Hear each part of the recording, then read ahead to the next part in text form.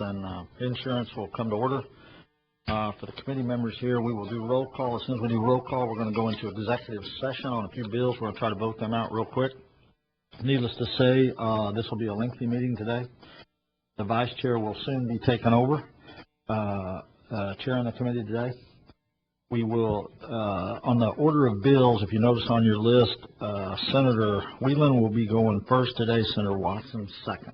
So you know that on the order on that. So anyhow, for everybody in the room, I know there's a big crowd today, lots of interest in what we're doing here.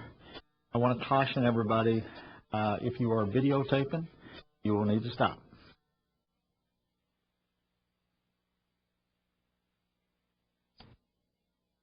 The only ones that will be the video will be fed live to the Senate media. You can get a copy. It'll be videoed from gavel to gavel. So there'll be a recording of the whole event, of everything that's said and everything that's done. Throughout this year, I have been pretty consistent on allowing people to do cameras in here, but one of the things now, it's much easier for us to setting up all the tripods and everything in here. You can get everything that's going to be said, everything that's going to be done today live. So you'll be allowed to have that, to do that.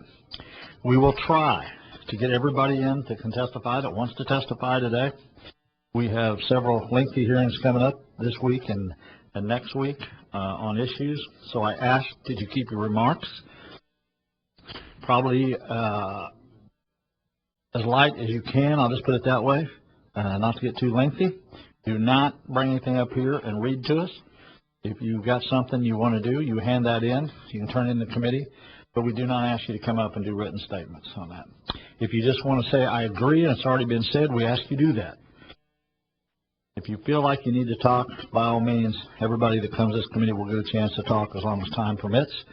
If you have come a long way, we want to make sure you have an opportunity to speak today. So we'll keep that in mind.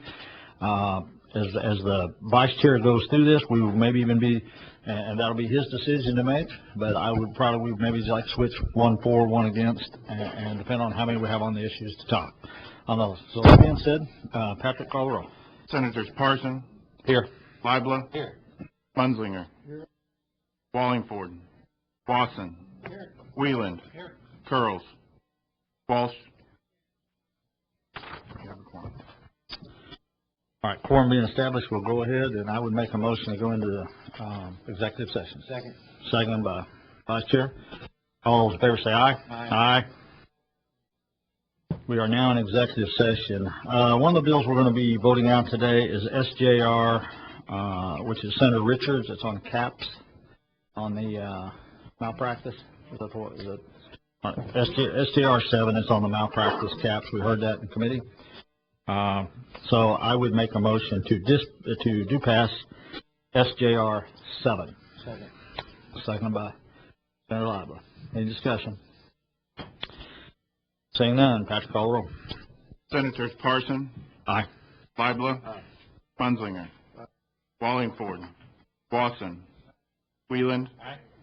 Curls. Walsh. By your vote of 5-2, you voted to pass Senate Joint Resolution number 7. The next one up you heard last week was mine. I did a poor job of even explaining it, but had to do with barcode scanning. That is going to be a consent. I'm going to ask for consent on that.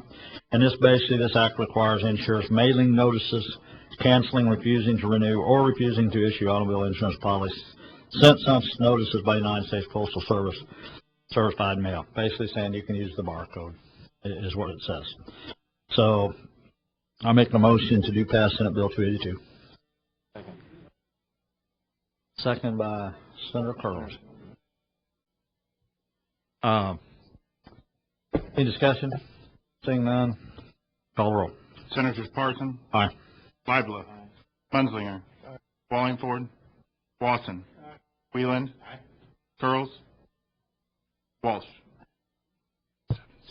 By your vote of 7-0, you voted to pass Senate Bill 282. Now, I would make the motion to do pass by consent. Seconded by Senator Munzlinger. Any discussion? Seeing none, all those in favor say aye. Or I'm sorry, call the roll. Senators Parson. Aye. Libla. Aye. Munzlinger. Aye. Wallingford. Wasson. Wieland. Earls. Walsh. By your vote of 7-0, you voted Senate Bill 282 out by consent. Next, we have the unemployment bill. That was Senator Kehoe's bill that he had in here a week or two ago. I'm not sure when. And it talks about the duration for individuals to receive unemployment benefits 20 weeks. Kind of overhauling the unemployment situation as far as time and as far as amounts that we're required to pay on that. I would make the motion to do pass Senate Bill 220. Second by Senator Lively. Discussion? Seeing none, call roll. Senators Parson. Aye. Lively. Aye. Munzinger. Wallingford. Watson. Wieland. Earls. Walsh. By your vote of 5-2, you have voted do pass Senate Bill 220. All right. Next up, Senator Sifton's bill, Senate Bill 164. If you remember, that was in bankruptcy where they had a burial that you could use up to $15,000 if the monies was held in the bankruptcy, that you could use that up to $15,000 for burial services. So I would make a motion we do pass Senate Bill 164. Second by Senator Munson. Any discussion? Seeing none. Patrick, call the roll. Senators Parson. Aye. Lively. Aye. Munzinger. Aye. Wallingford. Watson. Wieland. Earls. Walsh. By your vote of 7-0, you voted do pass Senate Bill 164. That's what we got, Patrick. Medical malpractice.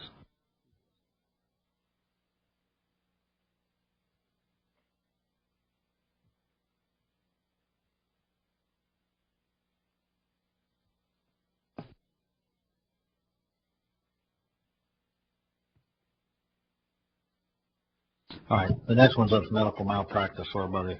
This will be somewhat in the tort reform arena. Senate Bill 239 was Senator Brown's.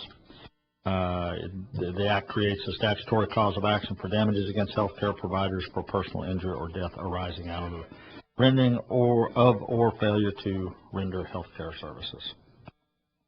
So I'd make a motion to pass Senate Bill 239. Second by Senator Lively. Discussion? Seeing none, Patrick, call roll. Senators Parson. Aye. Lively. Aye. Munzinger. Wallingford. Watson. Wieland. Earls. Walsh.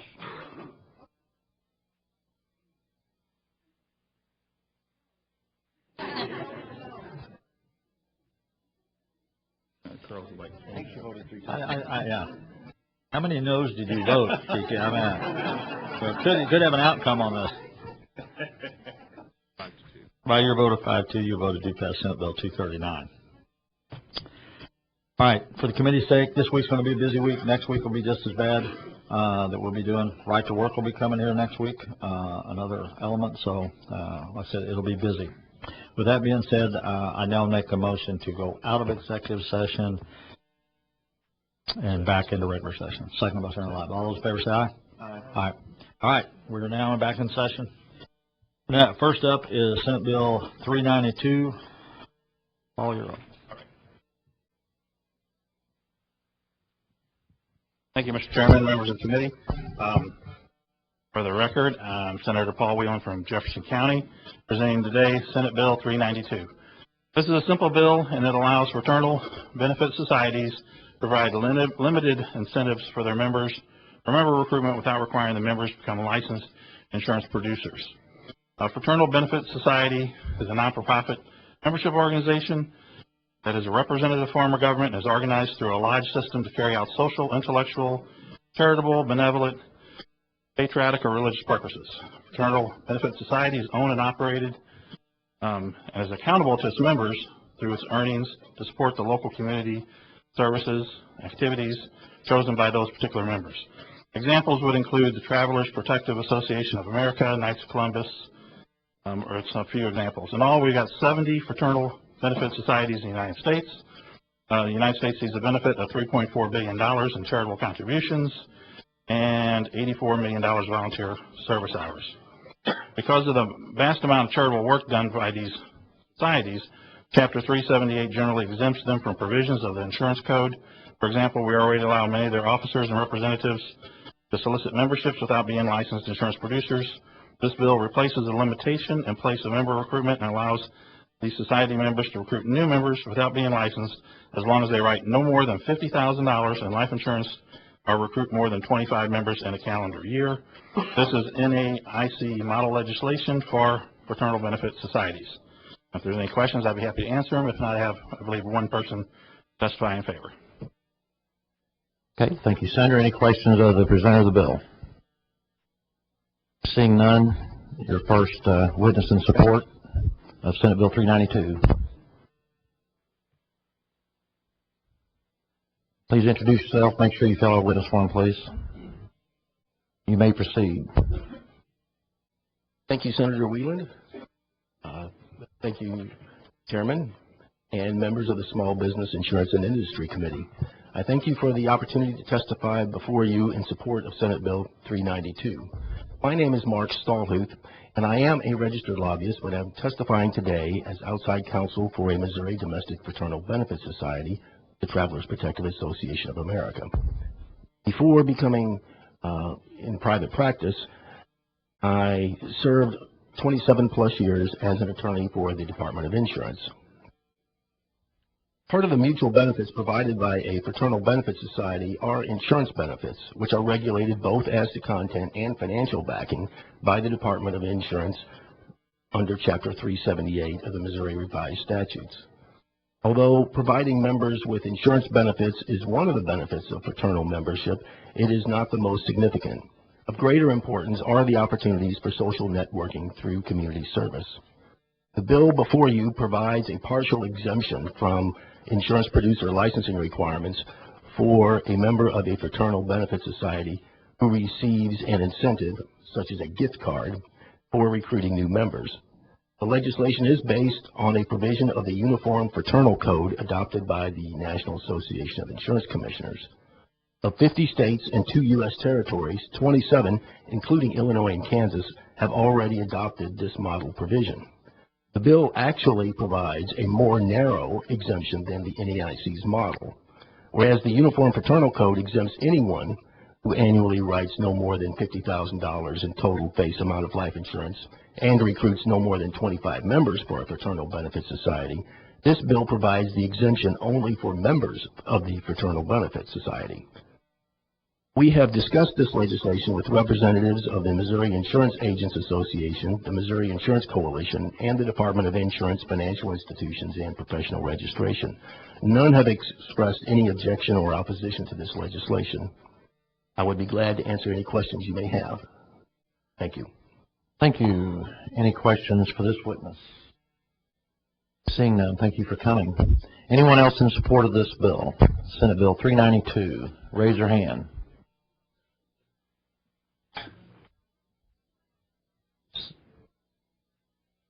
Seeing none, anyone opposed to Senate Bill 392? Seeing none, anyone here for informational purposes only for Senate Bill 392? Seeing none, thank you, Senator. Would you like to close with any remarks? Thank you, Senator. I appreciate the opportunity and glad to get my bill done. Hopefully it'll be a quick bill. Okay, thank you. That concludes the hearing on Senate Bill 392. Next up, Senate Bill 346. Senator Wasson, you may proceed.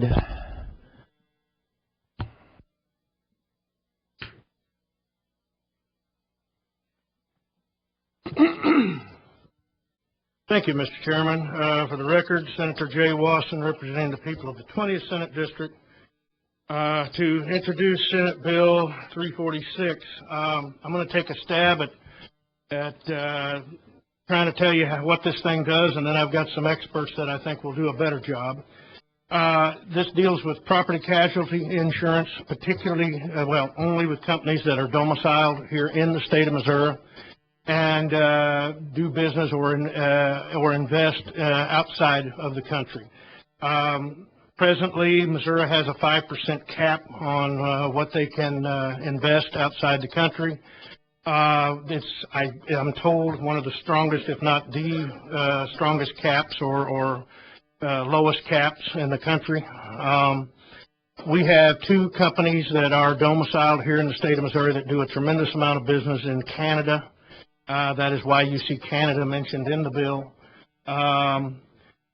This is partially because we have those two companies, but it also, the department has decided to go along with the NAIC model a little more and open up the caps a little bit for any countries investing. At this point, we're 5%. This would allow, it still remains 5% in any one investment. But if you invest in, let's say, someplace like Germany, you may invest 10% of your money there, but only 5% in one investment. You could have like two different investments that would be up to 5%, 10% total. It does allow a little more in Canada because these two companies do a tremendous amount of business in Canada, so Canada is accepted out just a little bit. With the chairman's permission, what I'd like to do, lobbyists are great to have information, but lobbyists are paid to have opinions. The people who I wanted to have testify here is the department who actually regulates these people and is responsible for the solvency of these companies. I only myself like for departments to testify for informational purposes only.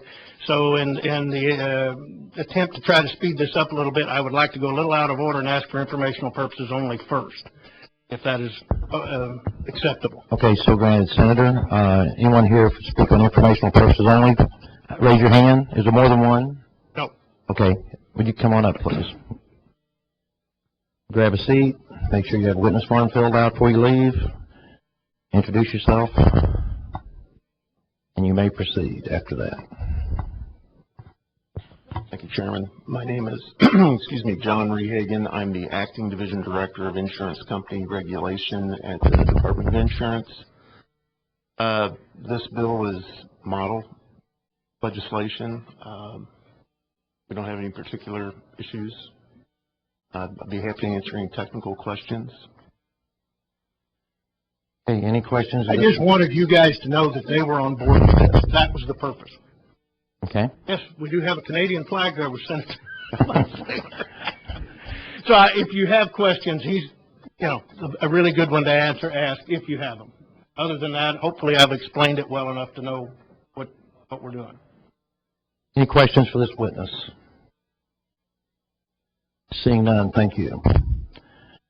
At this time, Senator, do you have anyone in support of your bill? I do not have, there may be others to testify for or against. I do not have any list of anyone. I'm glad to answer any questions myself if you have them. But is there anyone here in support of Senate Bill 346? Raise your hand. Two? Both you guys grab a seat then and we'll move on. First one there. Introduce yourself. These are those paid people I was talking about. Calvin Call, Missouri Insurance Coalition, represent the two domestic companies that have offices in Canada, and we appreciate the department's work on this bill, and would like to go on record in support. Any questions of this witness? Senator Bundslinger. He was saying investments in Canada, and you said offices in Canada. They have offices, and they also... they operate? Yes, they operate in Missouri and in Canada, yes. Okay, thank you. That are domiciled in Missouri. Their headquarters is here. Okay. Any further questions of this witness? Seeing none, thank you. Next up. Thanks, Mr. Chairman. Members of the committee, excuse me, Scott Swain representing Swiss Re, a reinsurance company with two individual companies domiciled here in the state with an affiliate in Canada, and that we're certainly one of the companies that would probably have an applicable effect to from this bill. I want to go on record in favor. Any questions of this witness? Seeing none, thank you. Anyone else in support of Senate Bill 346? Seeing none, by show of hand, anyone here opposing Senate Bill 346? Seeing none, Senator, you'd like to close? Thank you. I appreciate the allowing us to do it a little out of order. You're welcome. That concludes the hearing on Senate Bill 346. Next up in my rotation, it looks like Senate Bill 51. Okay, who you want to go to?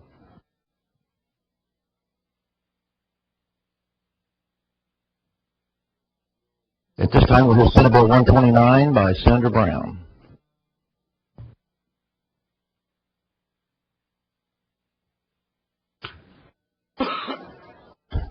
You might need to stretch a little bit and stretch out a little bit after sitting over all squished up. Senator Brown, you may. Thank you, Mr. Chairman. Senator Brown, representing the 16th District, here to present for your consideration today Senate Bill 129. And there is a Senate committee substitute that I think has been distributed, and I will be speaking to the Senate committee substitute. What 129 does is it requires authorization for certain labor unions to use dues and fees to make political contributions and require consent for withholding earnings from paychecks. The Senate committee substitute is different in that it removes first responder exemption. And what this does, and we've talked about this for a number of years, it allows public employee labor unions to withhold fees from public employee paychecks only upon annual written consent of the employee. The Act also requires the public employees' annual consent for public employee labor unions to use fees and dues for political purposes. The employee must authorize the amount to be used for political contributions and to be transferred to the labor union's continuing committee. Authorizing or refraining from authorizing any amount shall in no way affect employment.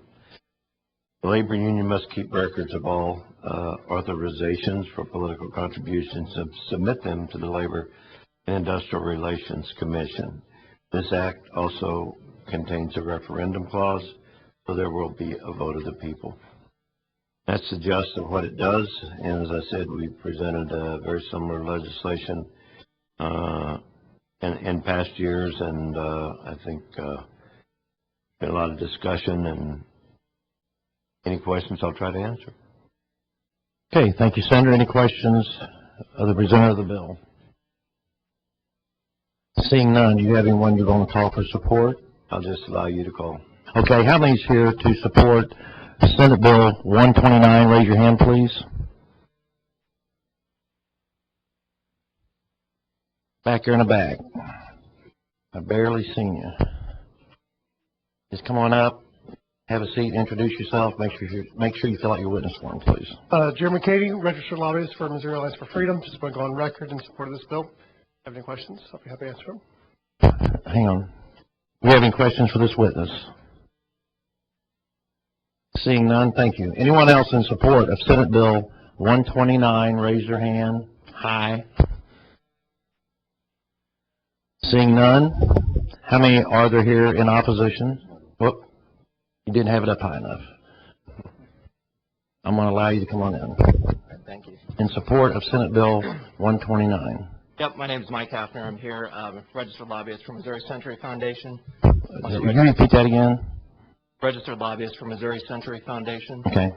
And just here to register my support on our support on behalf of Senate Bill 129. Okay. Thanks. Any questions of this witness? Senator Wash.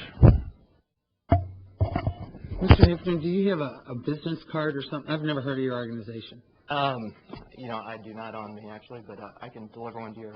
That would be great. Later. 427. Thanks. From. Thanks. Okay. Seeing no further questions, anyone else in opposition to Senate Bill 120, or you were in support? Anyone in opposition to Senate Bill 129? How many show of hands? Okay. So what we're going to do here is try to stay on target, you know, for testifying purposes, and just three of you take a seat right here for interest of time. And Otto, we'll start with you down on the end. Okay. Yeah. You are here testifying in opposition. Let's Senator, if it's all right, if I could go first, and then Otto will do the majority of the testimony, just to get us on record. Okay, I'll allow that. Okay, thank you. My name is Mike Lewis, president of the Missouri AFL-CIO umbrella organization representing private and public sector employees, and we are here in opposition to this. And I've got two other people sitting with me right now, and I'd like for the one to my right to introduce himself as well. Oh, hold on. No, are you done? I'm finished. Okay. Well, hang on just a second. Any questions of this witness? Seeing none, pass the microphone down. Oh, he's got one.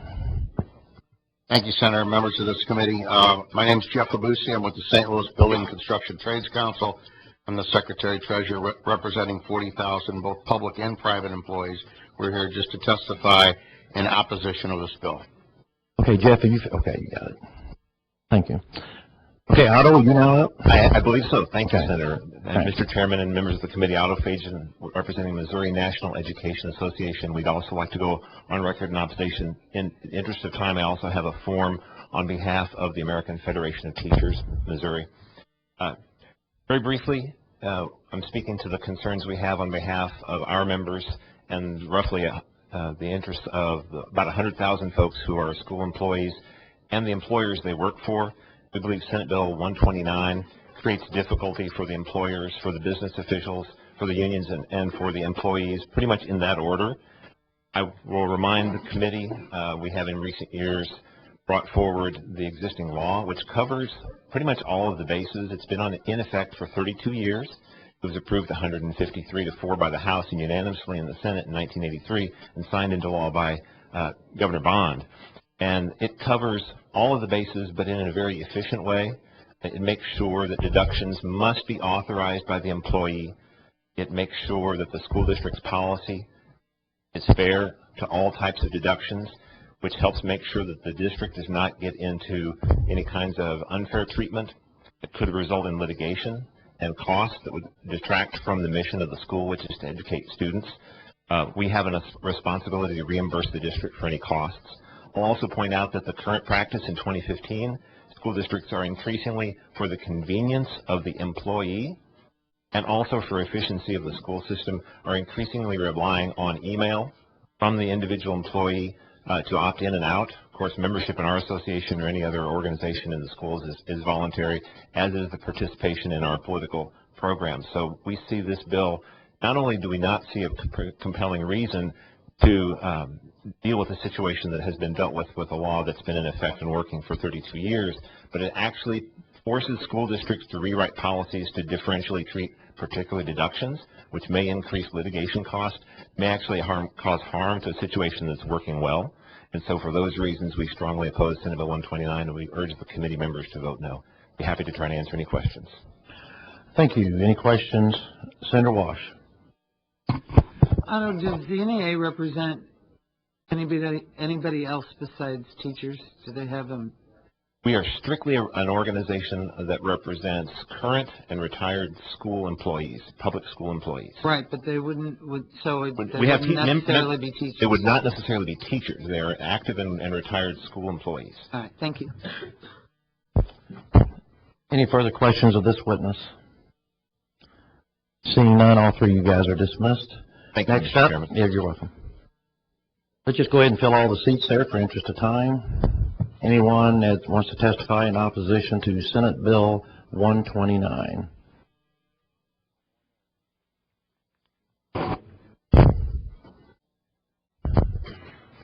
Looks like you're ready to go. Yes, sir. Thank you, Mr. Chairman. Introduce yourself, make sure you fill out your witness form, everybody, and proceed. My name is Raymond Hefner. I'm a registered lobbyist. I'm also the Executive Vice President of the Plumbing Industry Council, for whom I'm representing Sheet Metal Contractors Association, St. Louis chapter, and the Missouri Association of Public Heating and Cooling Contractors. We are merely going on record in opposition to this legislation, and we have sent some testimony to each member of the committee electronically to save time. Okay, thank you. Any questions of this witness? Seeing none, thank you. Next up in the middle right here, ma'am. Okay. My name is Kara Hutchison with the Communication Workers of America. Thank you, Mr. Chairman. I've provided each of you a copy of the CWA, the state workers membership card, as well as the political action form card. I will keep my testimony short. We are here to testify in opposition. We represent 6,000 workers in the Department of Social Services and Health and Senior Services. Approximately 1,200 have voluntarily joined the union. We cannot make contributions to a political action fund through payroll deduction. It has to be done through a debit or credit card authorization. We strongly oppose this bill. Appreciate your time. Thank you very much. Senator Wash. Kara, is this authorization renewed every year? It is not. Okay, thank you. Any further questions of this witness? Senator Curls. renewed every year, but it clearly says that it remains in effect until they receive written notification of the termination. Right. I mean, you can withdraw from our membership at any time. At any time. All you have to do is send a written letter. Thank you. Senator Whelan? Inquire briefly. So I'm reading it, and it says drop requests will be processed only one time a year on December 15th. But you just said they could drop it any time. So are you talking which is a conflict here? Which card are you looking at, please? The Political Action Fund? The Political Action Fund card? It's this one right here. I don't know what you call your forms. Or can you hand it to me? I can't read it from here. The membership is dropped. The membership is dropped once a year. If you want to withdraw from the Political Action Fund, all you have to do is send a written letter. Okay. So we will process the request as soon as it is done. Okay, so that's a membership form. It's not a. This is a membership card to join the union. Okay. Now it says on there, but we do process those immediately. It says it once a year, but they're processed immediately. I can assure you. If anybody wants to drop the union, we allow them. Okay, but that's not what it says on the form. I'm just saying what you're saying is different than what's on the form. On the form for the membership, union membership, not Political Action Fund, you can drop. It does say once a year, but we process the request immediately. Okay. All right. Thanks. Any further questions of this witness? Seeing none, thank you. Next up, introduce yourself, please. Good morning, Chairman, honorable members of the committee. Clark Brown from State Council of SEIU, Service Employees International Union. Just briefly, and a couple of principles or points to make. I want to express to the committee that we're repeatedly here. I mean, this is probably 5 years of working around this paycheck legislation. I get curious as we go on. We constantly hear from the sponsors about this, about their contact from constituents, and I don't want to discount that they haven't been spoken to, but certainly what we've looked into and analyzed, we can't find any of these witnesses that have issues with membership nor the political contributions, particularly with public employees in this state. With that, a couple of principles. The annual requirement. I want to make sure I leave here with my witness sheet. The state, and you're the biggest public employer in Missouri with 55,000 workers here, currently has 75 authorized payroll deductions. There's none of these that require annual reauthorization other than the Missouri State Charitable Fund, and that's a pool of the United Ways and these things, and it's constantly changes every year, and they want state workers or state employees to review that list and then reselect them and reauthorize. I can tell you outside of that, what we've looked at, there is nothing in requirements for annual reauthorization. Except for something like that's federally required, like a cafeteria plan that you have to delegate each year, which you want to protect from tax withholdings. Public employees, state employees, they're all right to work. They're voluntary members. The details, frankly, is they can withdraw their membership at any time. I don't know why in Missouri we would start a process of having these folks sign up every year when many of them aren't even signed up. I think as lawmakers, you should look very closely. If we start a process that says a requirement for reauthorization annually, we're going to make employees think that they're in for a year, and they've got this period that comes around that they renew, and if they've signed up at some point, they're in until that year. It's just the principle I think will be very confusing to workers. Political expenditures, want to make very clearly. I need to stop you just a second. They're into what? You said every year they're into what? Every year you said they're into, you never finished, they're into what? In the membership. Okay. I mean, it's voluntary, they remain in. If we create legislation like this, I think they're going to perceive and think that they're in as members for this annual period. Okay, thank you. Yes, thank you, Senator. Political expenditures, I want to make sure very clearly, we have 13 public contracts, SEIU, besides the state. There's none of them that allow us to have political contributions that are voluntary alongside of the membership dues. A typical card for us has the membership authorization on the top and political on the bottom, and I can tell you the state of Missouri makes us use a different card that does not even have the political expenditure or the voluntary PAC contribution on it. So they require special cards. I think they do for CWA and ASME and all the state worker unions. I think that I want to leave you with thoughts. This requirement of authorization, an employer could do that now. It's bargained for. The special forms we do with the state are bargained for. The state just merely has to ask and say, we want you to sign workers up every year, if that's so be part of the negotiation process. Payroll deduction in the first place is agreed to upon by the employer and the union. It's certainly one of the things we ask for. We think it's ease and convenience for the workers to do that. Typically, most employers agree to do that. The state has 75 deductions as it stands now. Why would they discriminate and not allow us to have payroll? So that's the details of it. We hope that you will think very strongly after hearing some of the details about how you stand on this and see that it's an unnecessary piece of legislation. Thank you. Okay, thank you. Any questions of this witness? Senator Carls. Thank you. So of the 75 other deductions, you said none of them require reauthorization. Is that correct? That is correct. Just summarizing, there's 6 professional organizations, 10 credit unions, 17 different supplemental disability insurance, dental, 7 labor unions in this list. None of them have annual requirement of reauthorization except for that state charitable fund of Missouri's. Okay, thank you. Okay, you 3 are dismissed. Thank you very much. How many more we have in opposition? Raise your hands. Okay, you 2 come on up and come on up. You guys everybody grab a seat. You're up next, Jeanette. All right, thank you.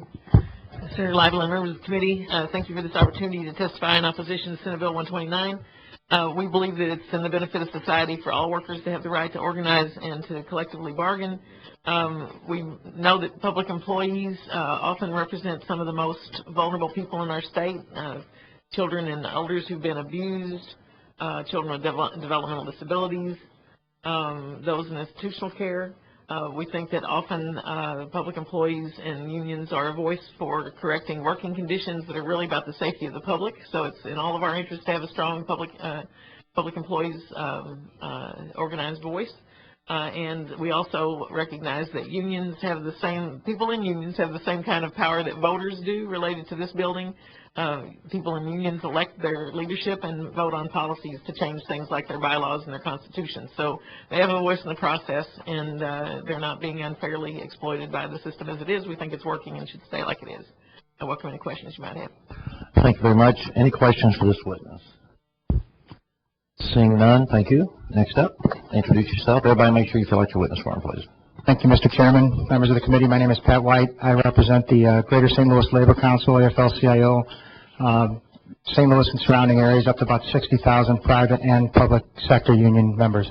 And I'm not going to repeat what was already said. I think a lot of there's some good, from Clark and some good dialogue there. And I'd also just like to add that, for some of the testimony in the past few years, and we've been dealing with this for a while, has been that, these folks feel a need that, that some of the members are intimidated into putting this stuff out. And as you can see, all of these organizations, basically all they have to do is fill out a form from the comfort of their own home and send it in, and they get taken off the books right away. And one more thing I'll add is it seems like a lot of the folks that are in favor, like the organizations that are in favor of this kind of legislation, are the ones that you usually hear talking about, too much oversight from Washington, and we just don't feel a need to, have more oversight and, those fingers coming out even more, so as far as labor unions go. So thank you. I'll answer any questions. Thank you very much.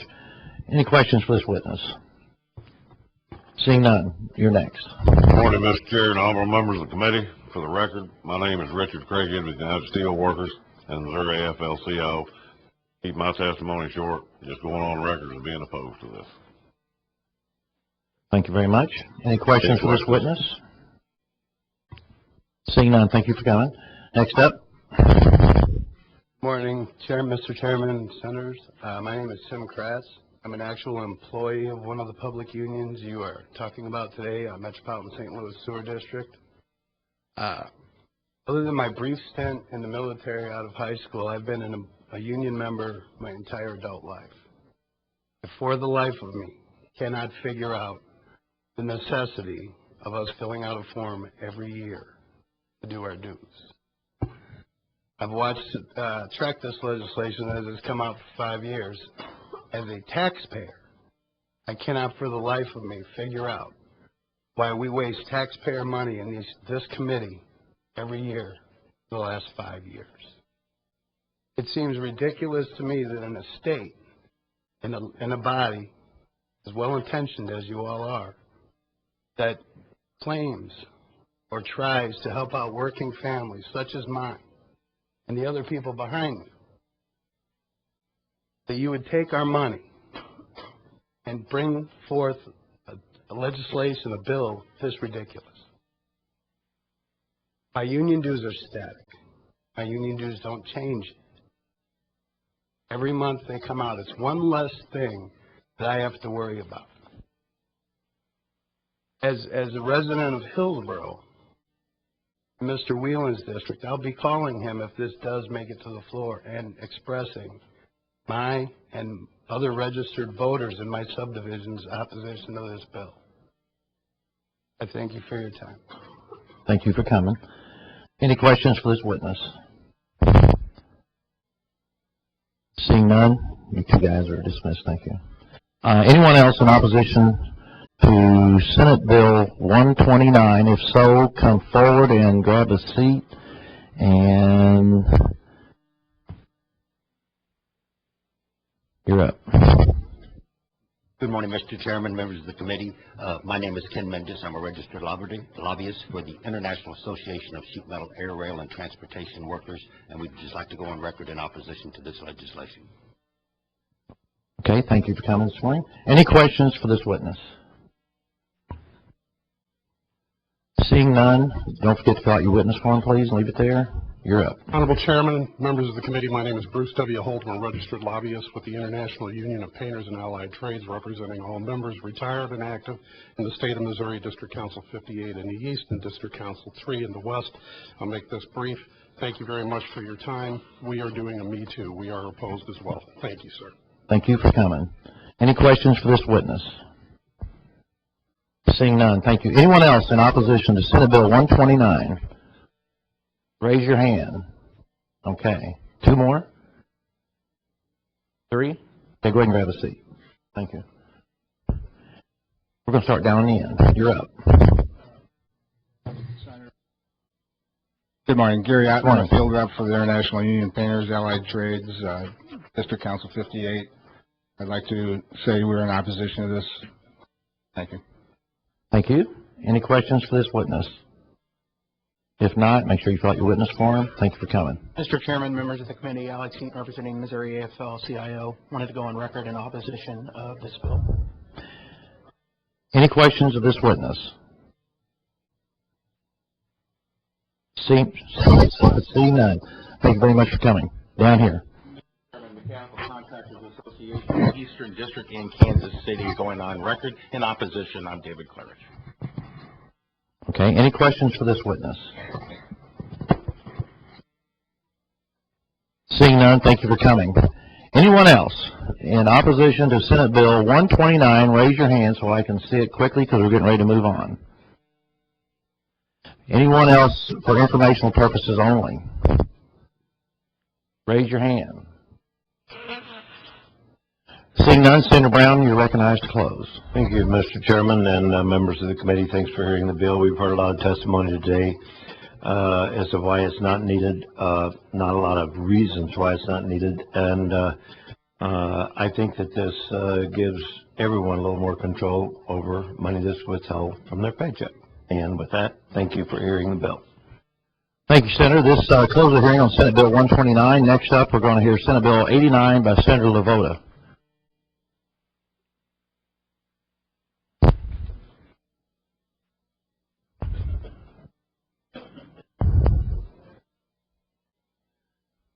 Senator, you may proceed at your pleasure.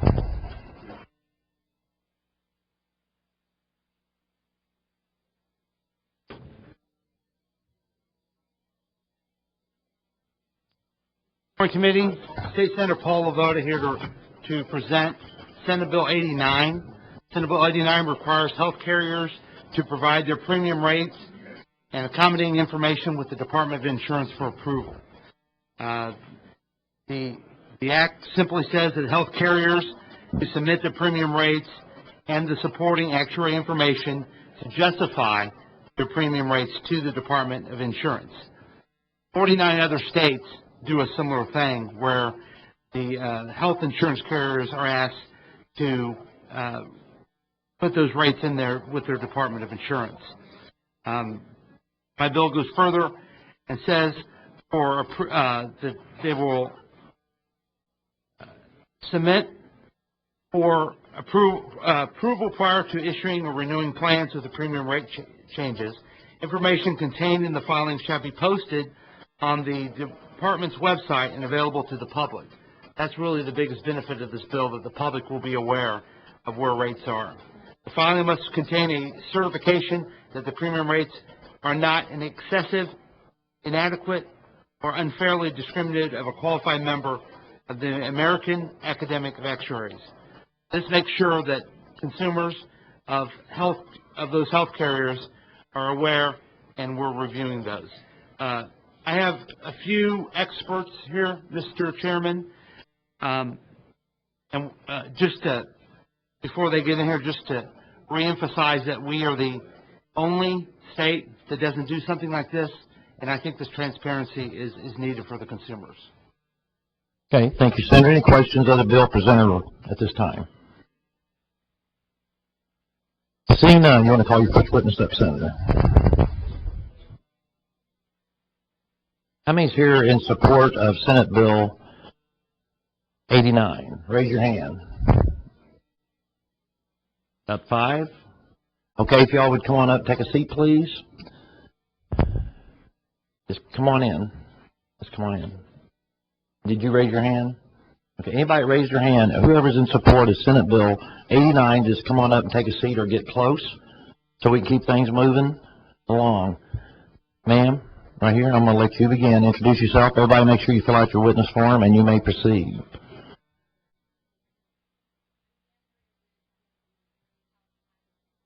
Is your green light on? There we go. Thank you. Andrea Ruth with the Missouri Health Advocacy Alliance. We're a consumer advocacy collaboration of 50 organizations throughout the state of Missouri. A couple of quick points. One, we're the only state in the country, as the senator said, who doesn't require health insurance carriers to file their rates with the Department of Insurance. The only state in the country that doesn't provide that kind of protection to our health insurance consumers and purchasers.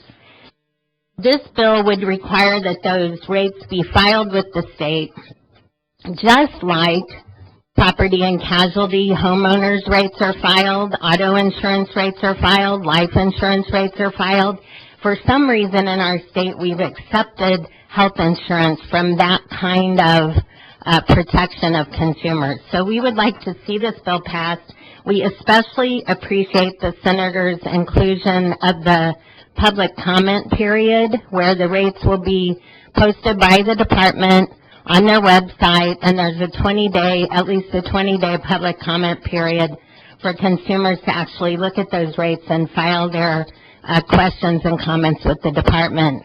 That's an important protection for consumers in our state who would like to weigh in on whether or not the department should find the rates excessive or unfairly discriminatory, as the bill would require the director to do. So with that, I'll stop my comments and answer any questions you might have. Okay, thank you. Any questions of this witness? Seeing none, thank you for coming this morning. Next up, right here in the middle. My name is Sydney Watson, and I'm a professor of law at St. Louis University School of Law. And I teach health law and health policy, and I follow health insurance, particularly at the state level. Great. I have a map I want to show to you in my written testimony. Has that been distributed? I think Okay. I agree with what's been said. There's nothing unusual or burdensome about this legislation, about this bill. Every other state requires health insurers to both file their rates and justification information explaining how those rates are actuarially valid. We now have in place rules nationwide that say that health insurers can no longer vary their premiums based upon people's health status. They may vary those premiums based upon geographic location. We have 10 rating areas here in Missouri. But they may not have more than 20% of their premium in the individual and small group markets go to overhead marketing or profits. And it's important that we follow and make sure that the justifications and the actuarial projections for premiums accurately reflect the cost of medical care in various locations, and that they're not excessive administrative costs or profits. We are seeing increased competition, particularly in the individual and small group market nationwide, because we don't have rate review and rate justification here in Missouri. We don't have a lot of information about what is going on at the state and the sub-state level, but I am able to get information for the new health insurance marketplace. A recent study by the Commonwealth Fund found that in the marketplace plans from 2014 to 2015, nationwide premiums were stable, no increase. That's good news nationwide. The figures here in Missouri are that we saw a 9% increase statewide. We don't know why. For states that saw some double-digit increase, we know from their rate reviews that it has to do with a few very large monopoly-sized insurers who changed their premiums in those states. In other states where we saw an absolute decrease in premiums, we know it was because of an increase in competition. Here we know that we had 3 new carriers in the marketplace. But we didn't see our premiums go down. They went up above the national average. What premium rate review would allow the department and the public to do is understand the projections, to understand what is happening. The map I provided on the back of my testimony shows the 10 rating areas here in Missouri. The first number with a plus or minus are how premiums changed from 2014 to 2015 in the marketplace. And you will see that there are dramatic differences based upon locations. In the area around Hannibal, premiums went up 16.27%. In the Cape Girardeau area, they went down minus 5.71%. What's going on? We don't really know because we don't have rate review. Maybe the estimates were too high the first year, and these are market corrections. Maybe we have new competitors coming in who want to destabilize the market and are underbidding. We don't know. What rate review allows the Department of Insurance and the public to do is to understand the information that's being used for premium rate increases, gives the department information to help them, and gives researchers like me, and particularly researchers not like me, healthcare economists, a lot more information. If these rate variations have to do with the costs of care in local communities, and we've heard a lot about building of hospitals in Cape Girardeau, that's important for us to know. I got a question for you. Would you be equally concerned if everybody was the same rate all the time? I would want to know why. Myself, I would be really concerned. I would want to know why. Back in the good old days, in gasoline, almost nowhere where you went in the state of Missouri, it's pretty much the same. Now it fluctuates, free enterprise. So I'm just curious on your research. My point is, we don't know the why, and we get a lot of questions, and by being able to see the rate justification information, we'll understand what's happening in terms of local medical costs and also local competition. That's my only point. I'm not saying they should be the same. The other point I want to make is it's not burdensome to insurers to file this information.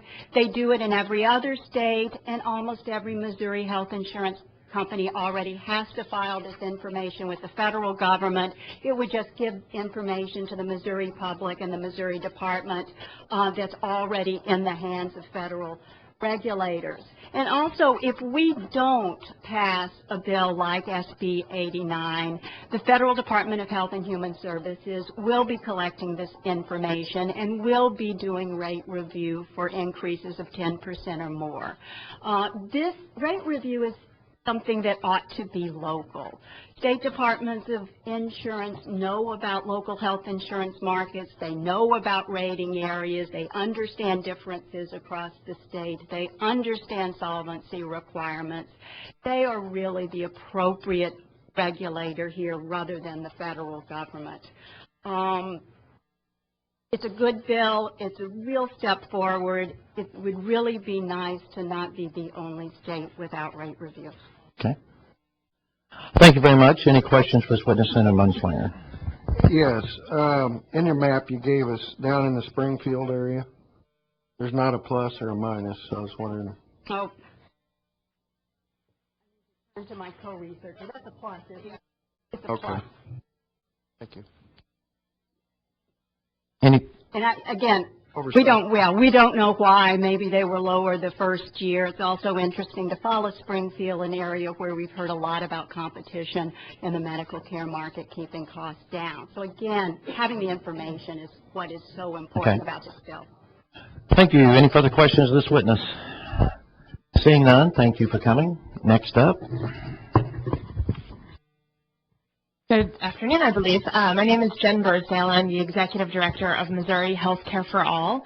We are a statewide, nonpartisan, faith and community-based grassroots organization, and we're built on the principle that every Missourian deserves access to quality, affordable health care. I will keep it brief and simply say that we believe that making sure that the rates Missouri consumers pay for insurance are fair and justified is one of the ways we ensure that people have access to quality, affordable health care. I've got a witness form. I'm also submitting written testimony from a board member whose family has purchased insurance on the private market for years and would like to know if rates are justified, as well as a staffer with small business majority, both in support of Senate Bill 89. Thank you. Thank you so much. Are you done? I mean, I'm done. Okay, I appreciate that. I mean, I would have let you in on a little bit. I have more to say later. That's okay. I like your written testimony. I want everybody to feel like they had an opportunity to say what they wanted to say. But we do appreciate brevity. All right. Any questions for this witness? Seeing none, thank you three for coming. Anyone else in support of Senate Bill 89? Okay, everyone come on up and take a seat if you would.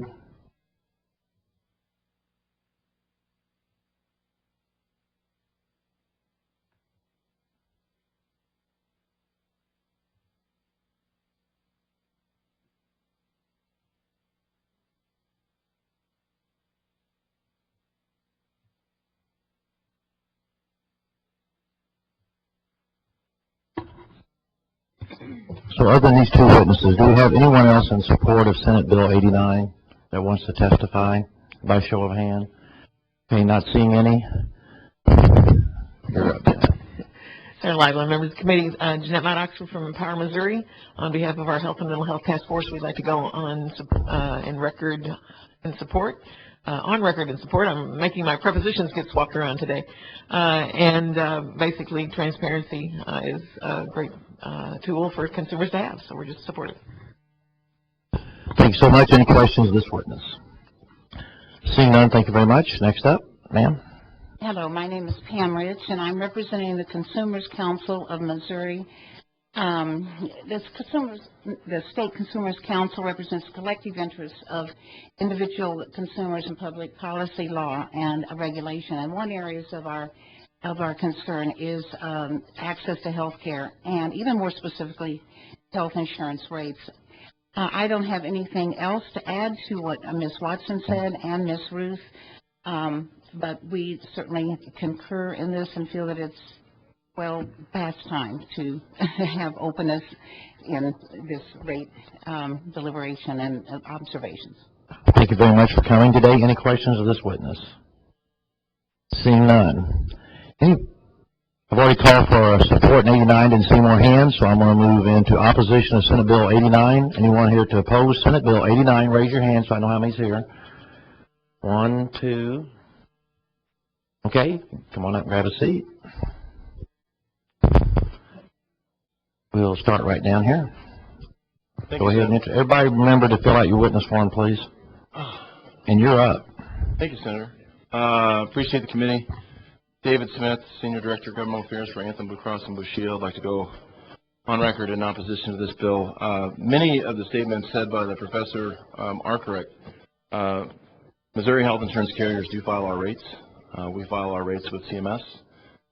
Anything above a rate increase above 10% is already automatically deemed excessive by the federal government, and we adhere to all of the laws associated with the ACA.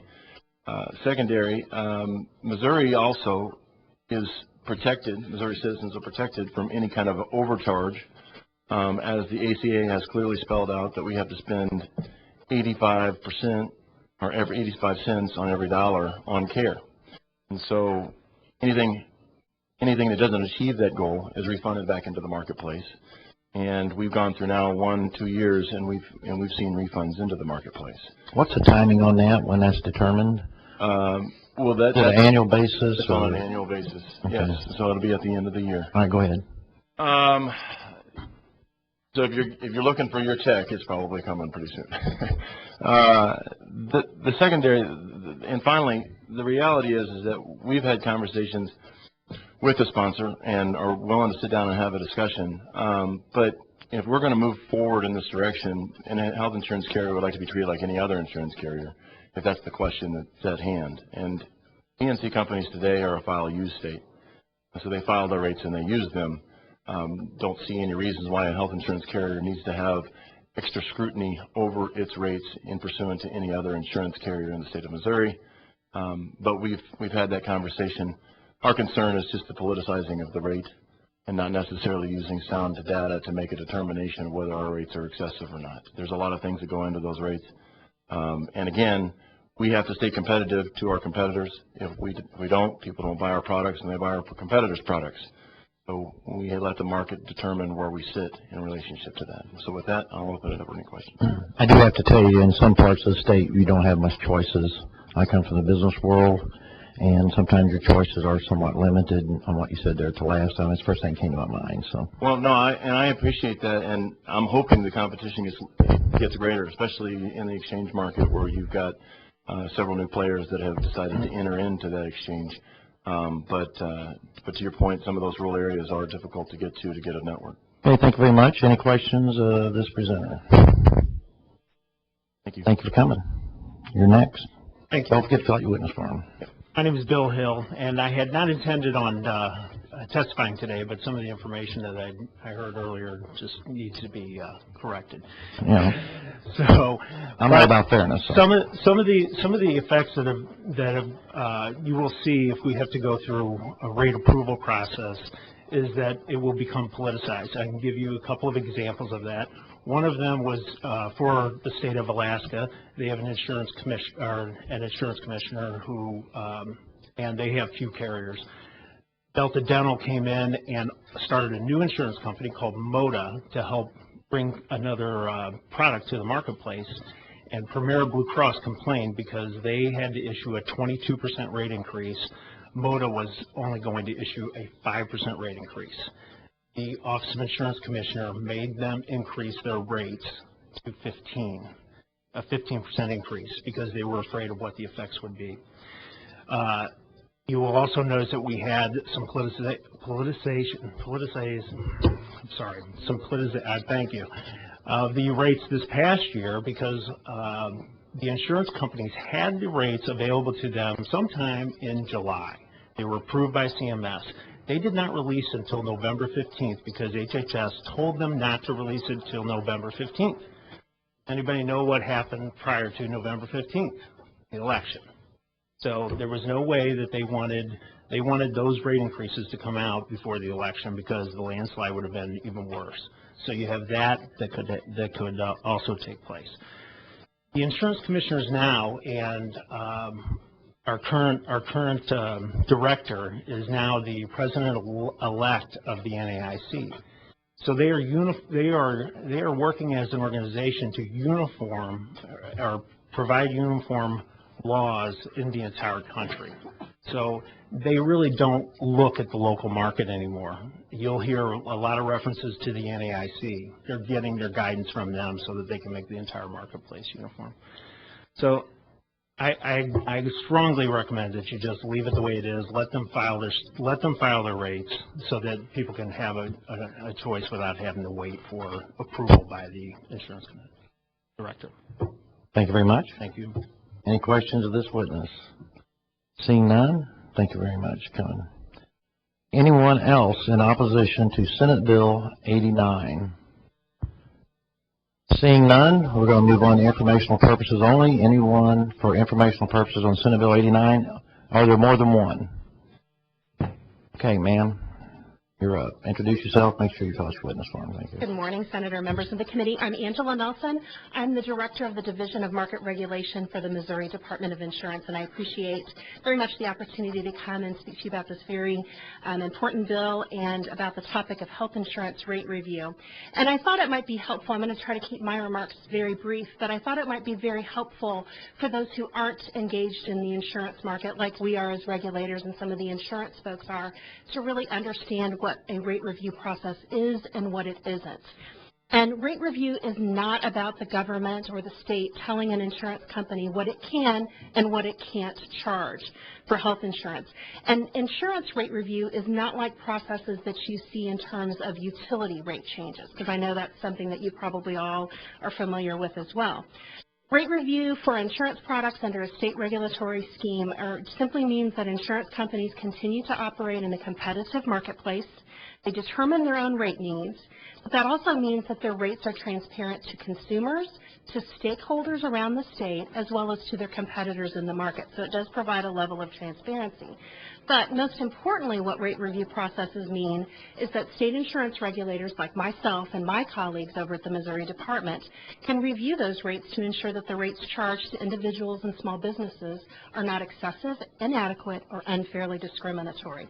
In some instances, as it's been mentioned, we have rate review for other lines of insurance, and frequently we catch simple mathematical errors in those filings, and that allows an insurance company to make changes before consumers are overcharged or undercharged, and prevents the insurance company from a lot of extra time and expense. So this proposal would bring a rate review process to Missouri, where it belongs, as has been mentioned. Right now, the federal government is currently reviewing all of the rates for the state of Missouri, and particularly those that are in excess of 10%. For those that are in excess of 10%, federal bureaucrats in D.C. are the ones that are making the decision of whether or not those are reasonable or unreasonable for Missouri citizens. What this bill would do is it would bring that decision back to the state of Missouri so Missourians can take a look at those and determine what is right for Missourians. So what would rate review mean for Missouri? Now, you're teetering on in opposing or supporting the bill. Oh, I'm so sorry. I'll be very You're getting mighty close. So. Okay, I apologize. I'll be very careful. Transparency, we believe that this additional transparency could lead to greater competition in the markets and hopefully lower rates for individuals and small businesses.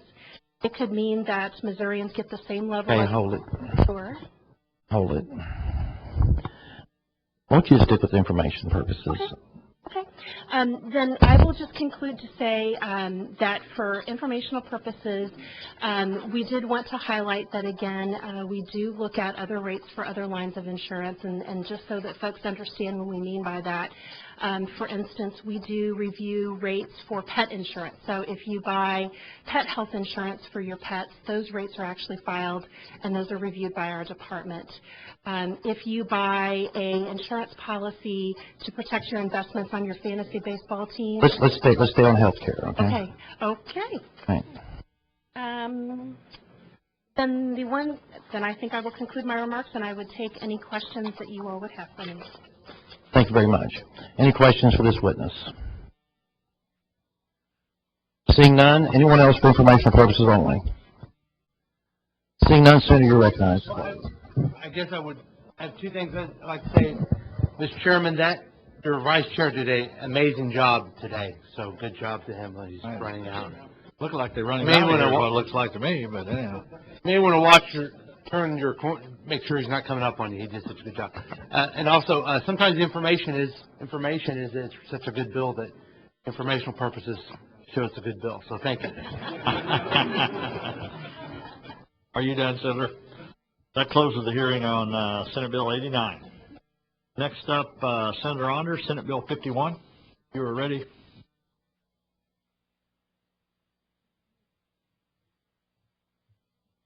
Senator, how are you? I am doing great this morning. Are you jumping back and forth from committee to committee? That is true. Mr. Chairman, members of the committee, Bob Onder, representing the 2nd Senatorial District in St. Charles County. I have today here a very simple, non-controversial bill, Senate Bill 51, Healthcare Freedom Act 2.0.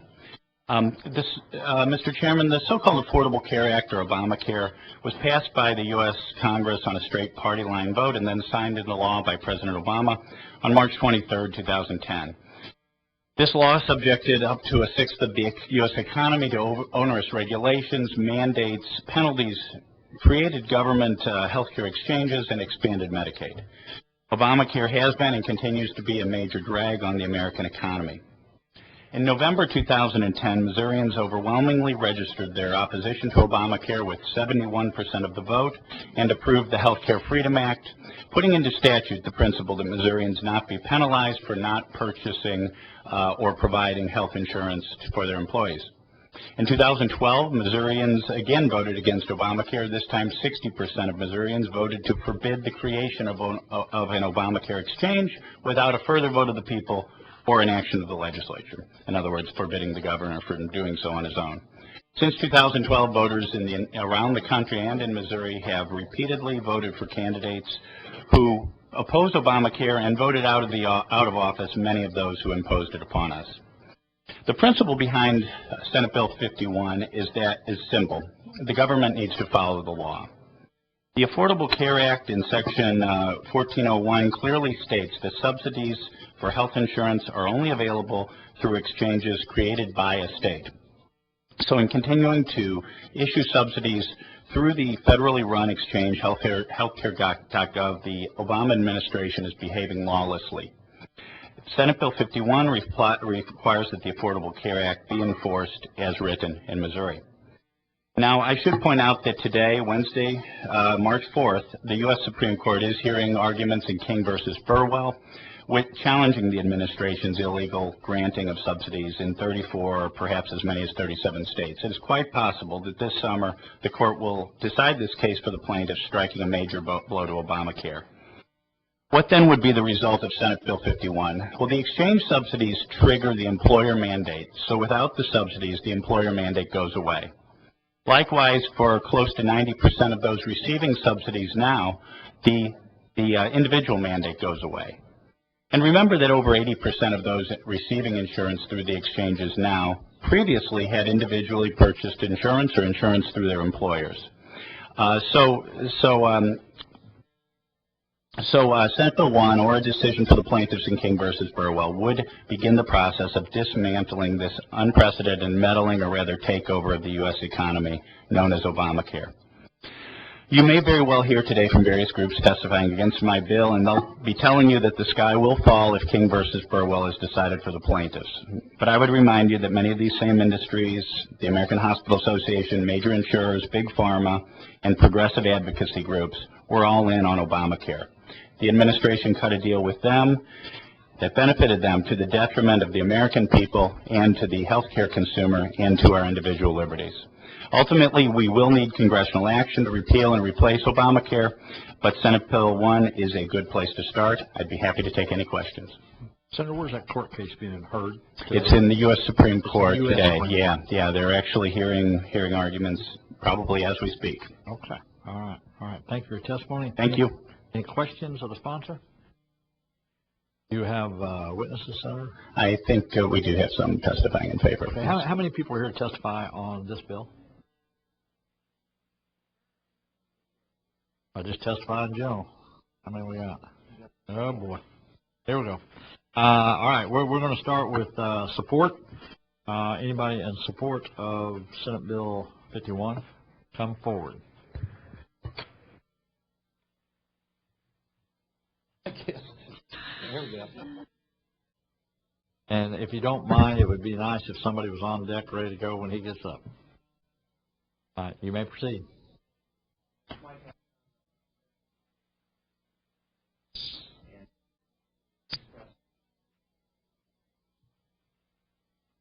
That's the kind of testimony I like. All right. Anybody else? Thank you. Any questions of the witness? Seeing none, thank you. Next person.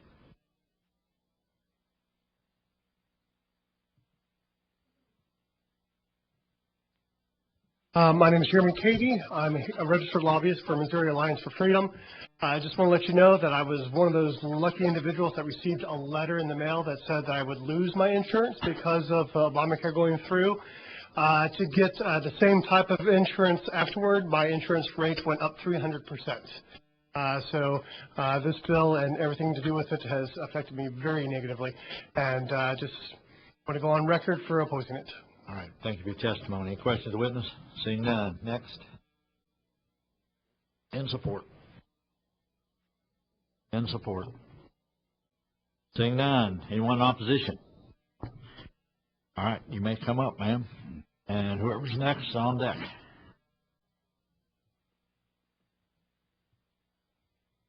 Mr. Chairman and members of the committee, thank you for allowing me to testify this morning in opposition of Senate Bill 51, which is aimed at stripping Missourians of their marketplace discounts. My name is Jennifer Bernstein, and I am the Director of Advocacy and Communications at Central Reform Congregation. We are a synagogue in the city of St. Louis with over 750 household members. Senate Bill 51 is patently mean-spirited. By forcing insurers to either return tax credits to the federal government or else to lose their ability to do business in Missouri, it will take away discounts that make insurance affordable for moderate-income Missourians. And my family would actually be affected by this.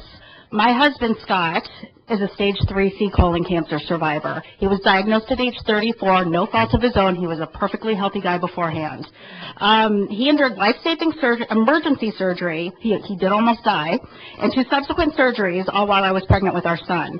He spent 6 months on chemo and missed only a half day of work during his treatment. Because of his pre-existing condition, he was unable to get insurance before the Affordable Care Act and until it was passed. Scott now buys his insurance through the healthcare insurance marketplace, and he receives a discount that makes his insurance affordable for our family. He's exactly the hard-working, moderate-income Missourian that this bill will hurt. Please do not turn your backs on our family and the hundreds of thousands of others who would be hurt by this measure. Thank you. Thank you for testimony. Any questions of the witness? Seeing none, thank you. Next up. Good afternoon again. My name is Jen Bursdale, and I'm still the Executive Director of Missouri Healthcare for All. If you were not here for my previous testimony, we are a statewide, nonpartisan, faith and community-based grassroots movement founded on the principle that every Missourian deserves access to quality, affordable health care. We are not a business. We do not have financial benefit from the Affordable Care Act. What we have is a movement founded by leaders who saw a crisis because they were talking to people all over the state who didn't have health care, pastors, rabbis, community leaders who talk to people that didn't have access to health insurance or health care. One of the things that we do is we talk to people all over the state who are impacted by health policy issues. I'm going to submit, along with my written testimony, a book of stories of people who have purchased insurance through the health insurance marketplace. Most of them have gotten the discounts that they would lose under this bill. People who are cancer survivors going through cancer treatment have pre-existing conditions. They are working people, they are students, they're people in our communities who need and deserve their health care. Statewide, more than 217,000 Missourians have purchased 2015 health insurance plans with the subsidies that they would lose under Senate Bill 51. A study by the RAND Corporation has found that 70% of those consumers would be unable to keep their health insurance if they lost those discounts. So this bill, if it were to pass, would lead to approximately 152,000 Missourians losing their health insurance. I don't know how we could call that freedom, taking away health insurance that allows people to get preventive care and life-saving health care when they need it. Some of the people who are at risk of losing their insurance are here today. You heard from Jennifer Bernstein, and you'll hear from others. I submit the book also of stories and encourage you all to read those stories, and most urgently urge you to oppose Senate Bill 51. All right, thank you for your testimony. Any questions of the witness? Seeing none, thank you. You're up next, young lady. Hi, my name is Alexandra Hallen, and I'm a student at St. Louis University School of Law, and I'm here to present testimony for LaDonna Applebaum. She is a breast cancer survivor, and she can't be here today because she actually has chemotherapy, so I'm going to present her testimony. She writes that she and her husband, Tom, live in St. Louis, and they're self-employed. They work hard and are active members of their community. They have always known the importance of health insurance, and they went without insurance for several years because they couldn't afford it. About a year ago, they finally got health insurance through the health insurance marketplace with a premium discount that made their plan affordable for them.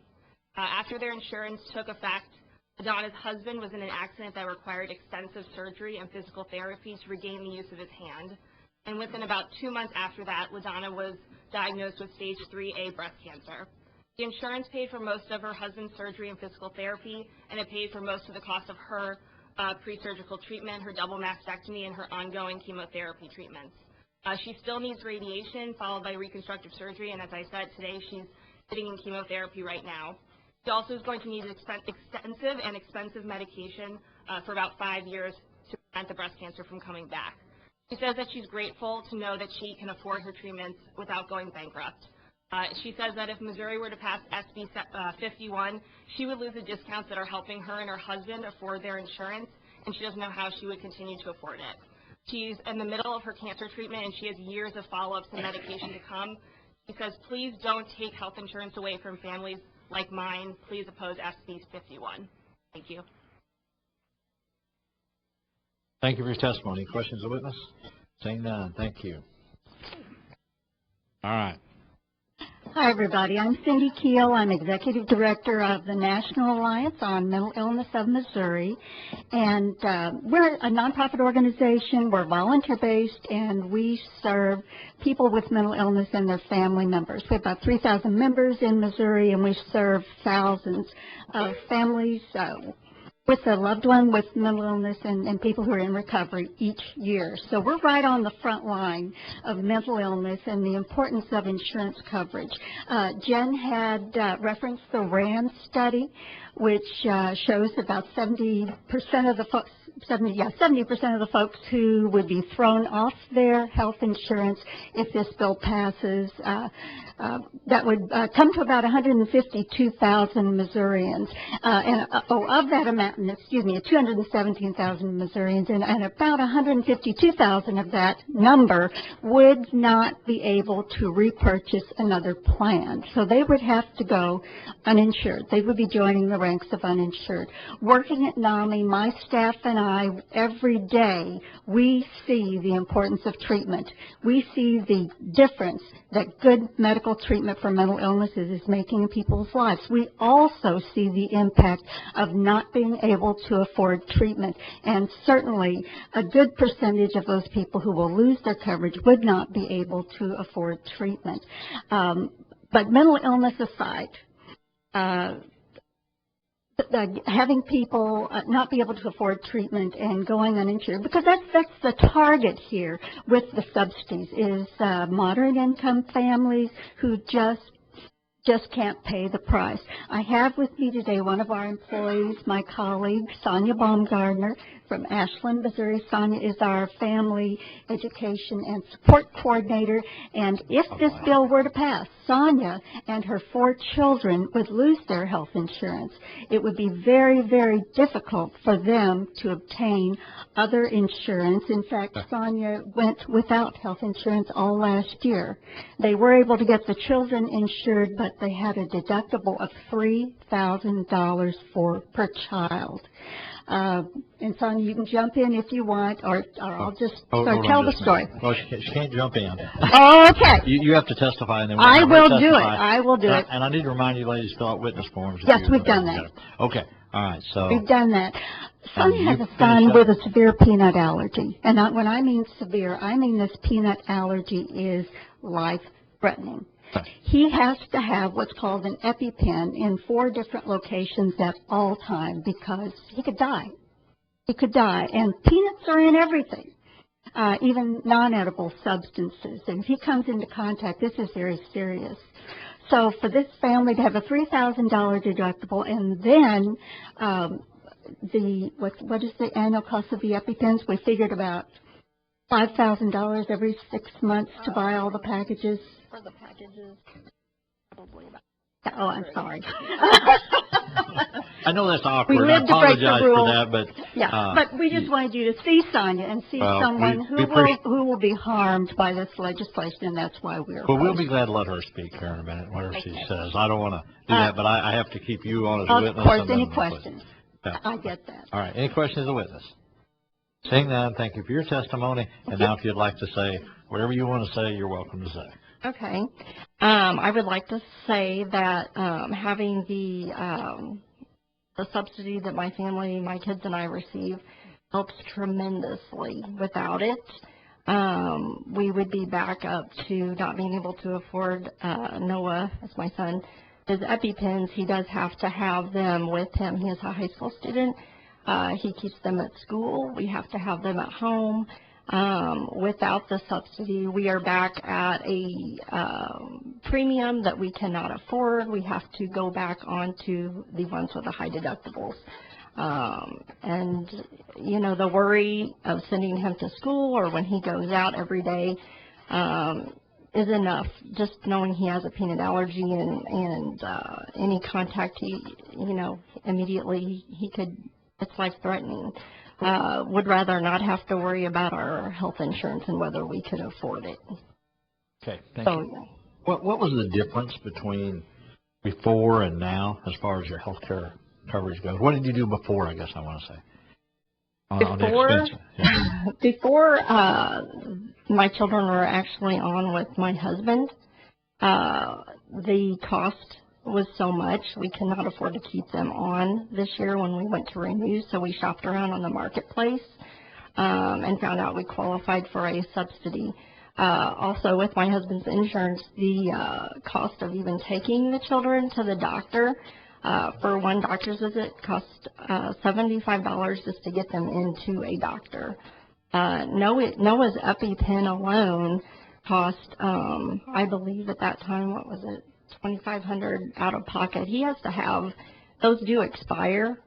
So it depends on what lot you get with the EpiPen, how long they last till from one expiration to the next. And so we can spend over $2,000 out of pocket and he has to have 4 Is that before or now? No, now we only pay, I'm assuming about $40 is what I checked with the new insurance that we have gotten through Obamacare. So that's your coverage now as well. Very affordable. Okay. I guess that's why they call it the Affordable Care Act. Is that right? Yep. All right. That was a good one. I don't know if you meant that, but that was a pretty good plug there. On that. All right. Any questions? Are you finished, ma'am? I'm sorry. I am. It's just really important to our family. 4 kids, quite expensive, so not having to worry about the rising cost and putting all our money into health insurance has been taking a load off. Well, I will say this to you, and I did take it away from none of the other people with the organizations or anything, but it's always good to hear people that are living it firsthand come in here and testify. And so I'm, middle class, average family. I know there's a lot of other families that are going through the same thing. So, All right. Thank you very much. Thank you for your testimony. Any questions of the witness? Seeing none. You ladies are done on that. Next up. Mr. Chairman and members of the committee, thanks for allowing me to testify in opposition to SB 51. I'm testifying as a private individual who would be adversely affected by this bill. My name is Will Saul. I live in Webster Groves, Missouri. Since 2010, I've done college teaching at Webster University, worked as a librarian at Washington University. I'm an exponent, one of the few in the state, of a genre of music called klezmer, which I'd be happy to tell you about sometime. But the point is that all of this is good work, useful work, it's stimulating work, but none of it carries with it an insurance benefit. I'm essentially healthy, but I do take routine medication for high blood pressure and have a history of diabetes, which I've been able to control through lifestyle changes. Yet due to these pre-existing conditions, health insurance was going to cost me, in fact did cost me for several years, over $600 a month. I was determined to maintain some coverage since I've always viewed health insurance as an essential aspect of both financial responsibility and medical self-care. So I paid through the nose, even though it cost me over 1/3 of my income. The Affordable Care Act has made an enormous difference to me. I've been able to purchase silver plans that offered coverage superior to what was previously available to me and purchase them for significantly less. In 2014, the cost of my plans were $26 a month. This year it's gone up to $85 a month, but that's still a savings of over $500 a month with better insurance health coverage. The bill you're considering would remove all of these benefits and would place me on the horns of a difficult dilemma. My insurance would go up by over $6,000. I'm here to remind the committee that health insurance is an essential aspect of both financial responsibility and medical self-care. And I'm here to remind the committee that more and more Missourians are in a position where they're not receiving health insurance through their employers. This is a bad bill that threatens the financial security of many, many Missourians of moderate income. Thank you very much for Thank listening. you for your testimony. Questions of the witness? Seeing none, thank you. You're ready when you're ready. Yeah. Good morning, Chairman and committee members. Thank you for the opportunity to testify. I have a brief comments, and I'll submit the full record, the full testimony for the record. My name is Doug Freeman. I'm testifying on behalf of the Jewish Community Relations Council of St. Louis, otherwise known as the JCRC, an umbrella organization of 31 community organizations and agencies, and is a public affairs arm of the organized Jewish community.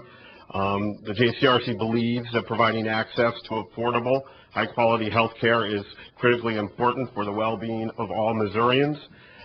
We value the saving of a life and believe there is a moral obligation to make sure that all people receive basic health care, regardless of their income and regardless of where they live. And the JCRC further supports full implementation and compliance with the Affordable Care Act. So as you heard, if SB 51 becomes law, more than 150,000 Missourians who have received premium tax credits because of the ACA will lose those credits. And without the credits, these families will be priced out of insurance coverage and join the ranks of the uninsured. And for those reasons, the JCRC opposes SB 51. Thank you. All right, thank you for your testimony. Questions? Seeing none, thank you. Good morning. Good morning. Thank you for hearing me this morning. I'm honored to be able to sit before such distinguished people. Or distinguished. Did I say distinguished? I'm so sorry. I'm so sorry. Trust me, we've been called worse, but go ahead. Okay. We got I took it as a compliment, I'll tell you. Okay. My name is Jean Hammond. I lived in Howell County for 22 years. I've been in Moon County for 4 months. I was an RN for 25 years and a pastor's wife for 24 years. I've spent most of my nursing career in ICU. I did patient education and I did obstetrics. Coming from Howell County, the main hospital down there is Ozarks Medical Center. There is the demographics are, they've got 160,000 people that they serve. Most of these people are uninsured. With this Affordable Care Act, with these subsidies for their insurance, they are able to see doctors. Doctors are able to get paid. I have held the hands of dying people. I have brought babies into this world. And I cannot understand how anyone who has pledged to uphold the Constitution of this state, the Constitution of the United States, and the good of the people, could possibly even consider this bill. But I read the Missouri Constitution last night, and we're guaranteed the right to life, liberty, and the pursuit of happiness. And that sounds so trite sometimes, but when you look at people that are going to die, and people I have taken care of that have died because they came in too late because they had no insurance. I was not only a health care giver, we were recipients. I'm a breast cancer survivor. My husband is an esophageal cancer survivor and a rectal cancer survivor. It just baffles my mind. I'm sorry if I was in any way inappropriate or such a layman, but I do thank you for your time, and I ask you not to consider this bill. Thank you very much. Thank you so much for coming up from Howell County. Any questions of this witness? Senator Wash. I'd just like to thank you for traveling all this way and to always remember this is the people's building and you were not offensive at all. Thank you. I appreciate your testimony. Thank you. Okay. Next witness in opposition to Senate Bill 51. How many others do we have in opposition to Senate Bill 51? Raise your hand. Come on up. Let's go ahead and get on deck here right quick. Thank you, members of the committee. Again, David Smith, Director of Governmental Affairs for Anthem, Blue Cross, and Blue Shield. I really appreciate all the stories and the concerns that were expressed beforehand. Those are all customers in the insurance market, so I'm glad that they're there. One of the things that hasn't been brought up and needs to be brought up is that the King-Burwell decision, regardless of this bill, could do away with every one of those subsidies. So we could be having the same conversation based on what the Supreme Court's decision. Our concern is we're obviously going to adhere to whatever decision is rendered, from that court. But the bigger concern in this bill, in Senate SB 51, is that it puts into Missouri law that we, as an insurance company, we are not allowed to take that, to accept that subsidy. And so that puts us, if the King-Burwell decision is upheld, and we continue to float subsidies to the states, that puts an insurance carrier following two different sets of laws. And one example of where that occurred was in the last 2 years was the contraceptive issue that you all passed under Senator Lamping. And that does, again, put us in conflict with federal law, and the courts decided that federal law supersedes the state's intent. And so, again, I don't want to be put as Anthem and my clients and my membership in jeopardy on something that we just need to let the court decide. So with that, I'll answer any questions. Okay, thank you. Any questions of this witness? Seeing none, thank you very much.